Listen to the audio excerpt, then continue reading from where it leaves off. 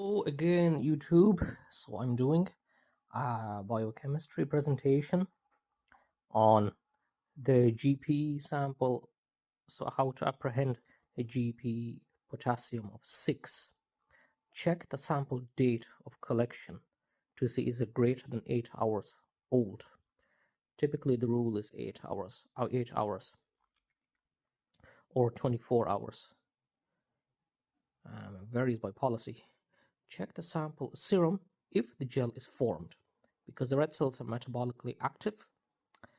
They can sequester or throw in potassium into the serum. A serum versus plasma. So a serum encourages a clot formation.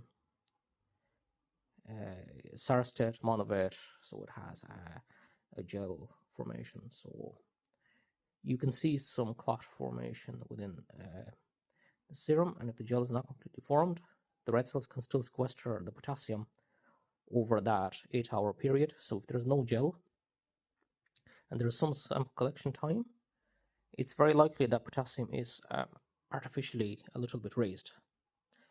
Also check if the calcium is chelated due to the pink top K-EDTA containing the calcium chelator EDTA.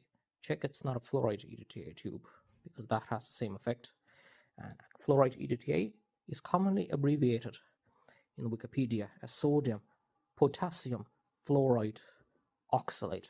So sometimes they're called fluoride oxalate tubes for glucose preservation. So the carbohydrate, sugar, glucose for diabetes testing needs a preservative called fluoride EDTA, which has sodium and potassium as well. So those two should be really artificially raised. So it's a fluoride EDTA tube.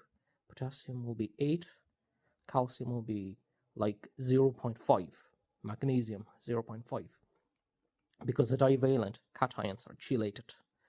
And the same with the pink top, slightly different variation. No sodium in there, but it has the EDTA chelative agent. So also check the renal function of the patient. The white cell count has to be 20. The platelets have to be around greater than 700 for the potassium to be, raised in the serum tube. And that can be corrected by getting a lithium heparin. So potassium won't be sequestered by the platelets or the white cells, because inside white cells and platelets is potassium. And if it's too many, it will raise the potassium, such as a lymphoma or myeloma patient.